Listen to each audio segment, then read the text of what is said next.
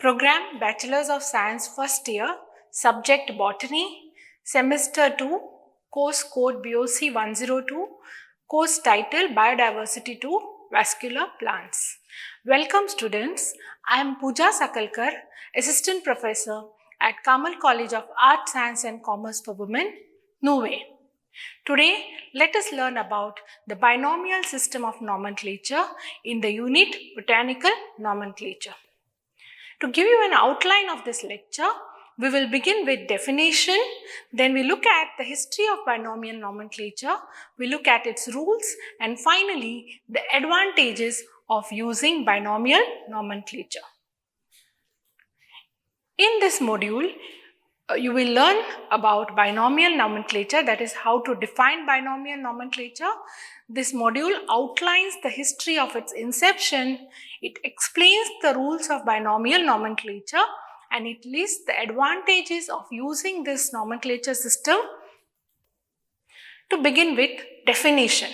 What is binomial nomenclature? The scientific system of naming species in which the name consists of two parts.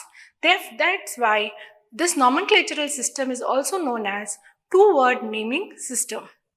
The naming follows Latin grammatical form, although it can be based on words from other languages. Now let us look at the history of binomial nomenclature. Until the 18th century, polynomial system was used in naming plants. These used long and descriptive words in a series to reveal the diagnostic characters of a plant. Example, Solanum caule inerme herbaceae follis pinnatis incisis was the name of Lycopersicum esculentum, that is our tomato plant. Such polynomials were difficult to remember and for indexing of plant names. Polynomial system of nomenclature was replaced by the binomial system. The binomial system was first methodically employed by Carolus Linnaeus in his book Species Plantarum in 1753. Although it was Gaspard Bohin in his Pinax Theatri Botanici 1623 who first introduced the concept of binomial nomenclature. Carl Linnaeus set forth the elementary rules of nomenclature in his Critica Botanica in 1737, and he further elaborated it in his Philosophica Botanica in 1751, after which he used these rules in Species Plantarum in 1753. Publication of Species Plantarum, which diagnosed about 1000 genera and 6000 species, is considered the most important work in plant taxonomy. It was published on 1st May 1753. That is why 1st May 1753 marks the beginning date of present-day binomial nomenclature, and Carl Linnaeus is referred to as the father of modern taxonomy. Now let us look at the various rules of binomial nomenclature. The first rule. Scientific naming of a plant consists of two Latinized words. First is the name of the genus, or we can call it the generic name, and the second is the name of the species or the specific epithet. No two genera can have the same name and no two species within a genus can have the same specific epithet. Generic name is always written with a capitalized initial letter and the remainder small. The genus is also always singular. Specific epithets are always written in small letters even if they are derived from proper nouns.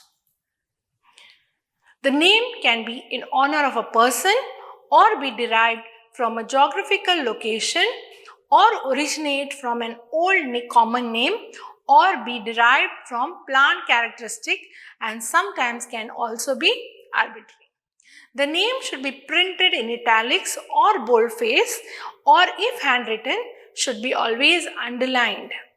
It is wrong to use the specific epithet alone to designate a particular species. It must always be used with a generic name to form the binary combination for that species. The genus name to be written in full upon its first use in a scientific document. For subsequent uses, it can be abbreviated to its initial letter followed by a full stop. However, if two genera have same initials, then the name should be spelled out in full every time in order to avoid any confusions. So these are some of the basic rules of binomial nomenclature. Advantages of using binomial nomenclature. Binomial nomenclature is more definite and precise than the common names. It allows organisms to be named according to globally recognized scheme, and only one scientific name per organism is allowed. It avoids confusion caused by regional or local names. It allows grouping and comparing of organisms based on recognized characteristics, like for example, species within a genus or genera within a family can be compared. Frequently descriptive of the organism. It aids taxonomists in finding original and subsequent description.